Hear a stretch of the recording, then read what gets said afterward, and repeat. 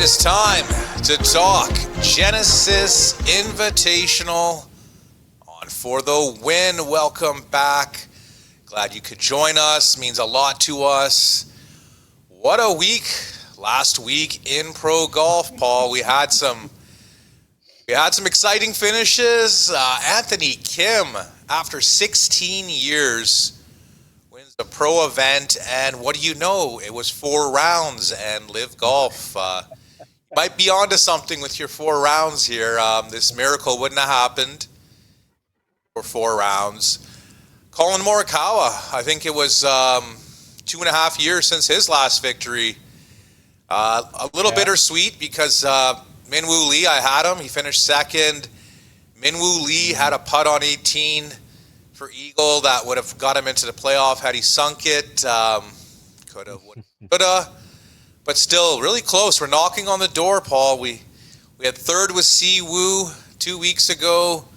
I think we had like third with Jake Knapp 3 weeks ago, and now last week, Min-Woo. I mean, he birdied 17. I didn't think he would. And pumped his drive on 18. He only had like $160 in, and then couldn't hit the shot that the great Scotty Scheffler hit into 18. I mean, Scheffler was again 10 back after starting the first round, and then finishes in the top 3. Like, this guy is just, I mean, if this tournament was 80 holes or like 90 holes or whatever, he would have won it. I mean, this guy, I mean, it's just crazy. I mean, just, I don't have any words really for it, but keeps on doing it. Yeah, he's on this top 10 streak. I think it's 18 or 19 events. Obviously, he's not going to catch Byron Nelson. I think Byron Nelson's record was like 90 tournaments in a row with the top 10. But, I mean, still valiant effort. I mean, way to go. Anthony Kim beats out Bryson DeChambeau and John Rahm. So he beat out the who's who. For my top 20s, Paul, I did obviously cash the top 20 for Min-Woo. Finishing second, right? But I didn't cash the top 20 for Ben Griffin. He was really close. I think he finished tied 24th or something. It was just a barrel of golfers all in the mix there. I mean, it was just a really, really tightly packed leaderboard. Bit of a shootout at Pebble. I mean, it's tough to watch that course get picked apart, you know? I mean, unless it's the U.S. Open, they're just going to shoot 20 under pretty much every year on that course. They had good wins on Saturday and Sunday, but... Yeah, unless, of course, Mother Nature decides to go, we're not making it easy for you today. Ha, ha, ha. That's the only thing on Sunday that kind of kept the scores somewhat respectable in that mix. But still, man, it's just weird. Like next year, we're going to have Pebble hosting the U.S. Open. We're going to have St. Andrews hosting the Open Championship. So, I mean, those courses are on the short side. They're just, with modern golf ball, modern driver, it's just, these guys make it look like the video game that we did about 20 years ago. So it's, you know what I mean? It's fun to watch, but it's also kind of makes you cringe because the course is not being played like it should be played. But what are you going to do? We just have to something. Maybe I say... You still have to make the shot. It doesn't matter how good your technology is.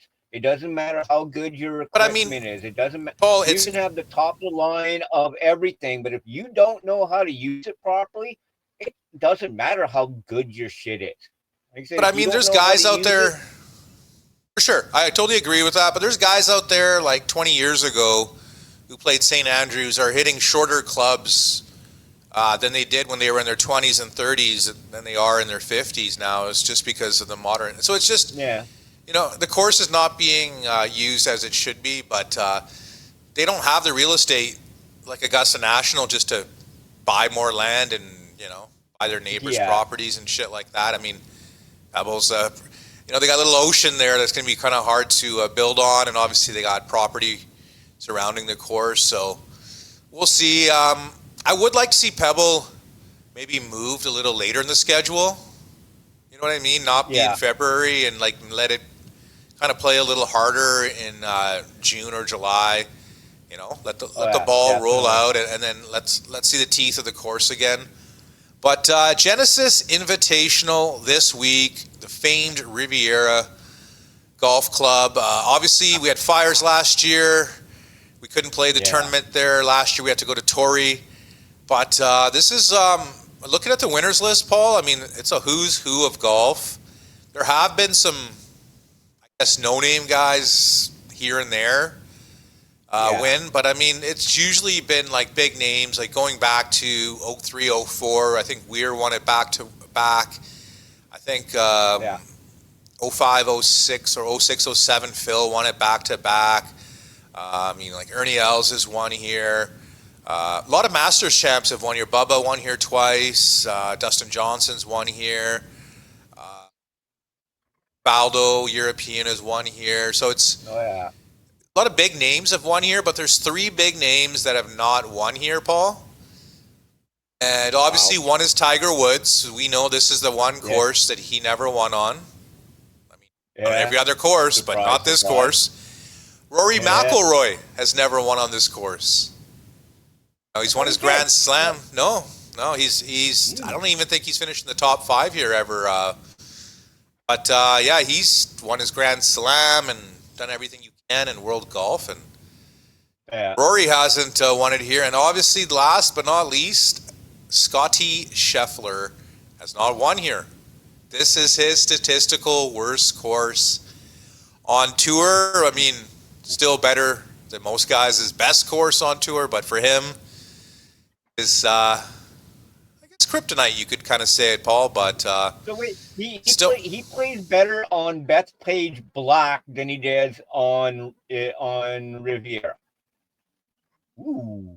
Yeah, but I mean, Bethpage isn't really a tour stop; it's just for the Ryder Cup, and I think they did it one year. They did it. Barclays, the first event of the 4 FedEx Cup, but they don't do that first anymore. But I mean, it's all relative. But yeah, I mean, Scotty's hasn't won yet. Maybe he does it this week. I'm not going to go in the without Scheffler market. I mean, by average, the guy wins 1 out of every 3 events, and he won his first. He lost his next 2, and now he's kind of due. So. You'll see. I'm going to go with guys that are kind of dropping in their stock. Xander Schauffele will be my first pick. He's now dropped to 12th in the world. He was second for most part of last year, third for most part of last year. That's a huge drop. Yeah, he did win the Bay Current Classic, the tournament in Japan, in the silly season fall series. And that helped him a little bit in the WGR rankings, but I don't know. I guess it's just so many other guys now that are passing him, but I like him on this course. He's got a classical game. Just obviously, he hasn't been making the putts this year. That's the only thing kind of worries me about Xander, is that he's usually making a lot of putts and putting up top 10s, and this year he's been kind of little hit or miss, but I mean, I'm getting him at 22 to 1. So that's going to be my first pick.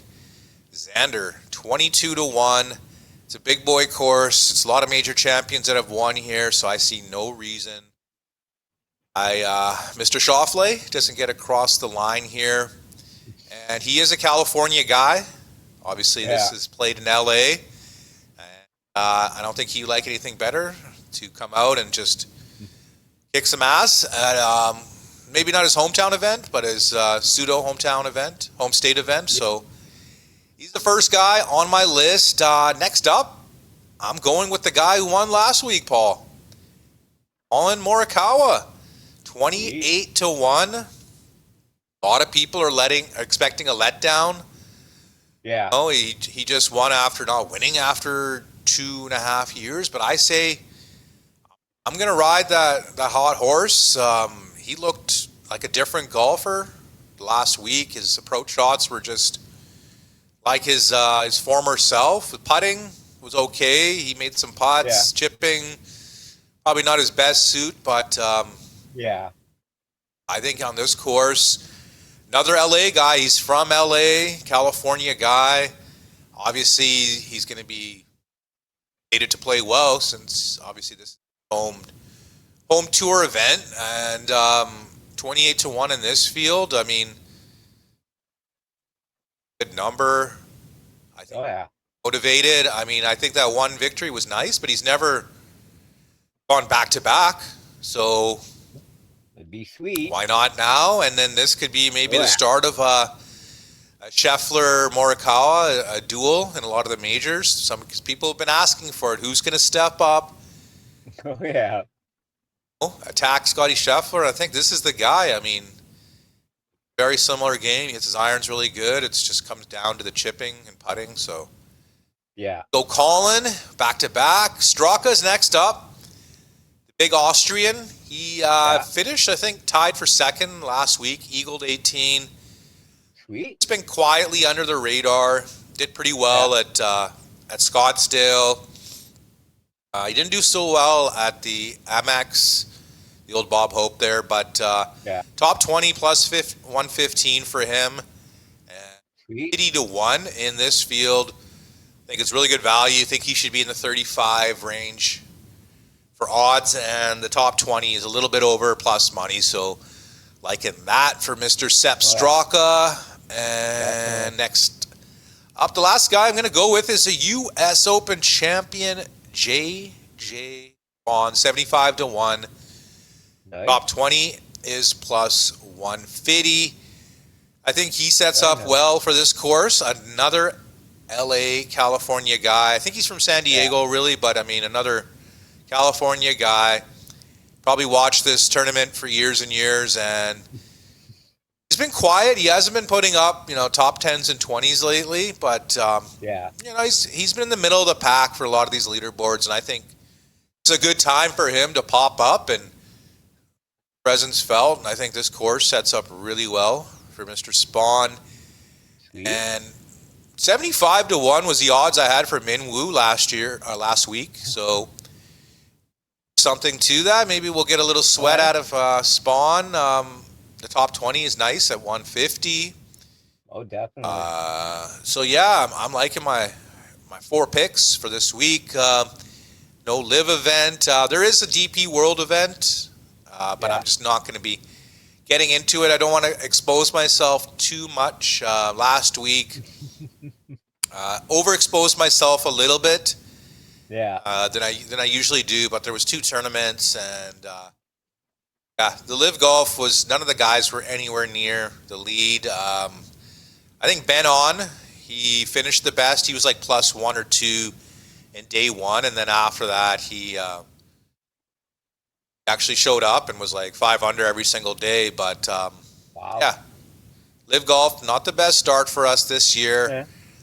Still haven't won a live event, but it's nice seeing Anthony Kim back. I mean, it was like when he came out, he was one of the few guys that even Tiger said, my God, what a natural, like Tiger wanted his swing. Like his golf swing was so smooth and effortless. Oh yeah. And he had swag.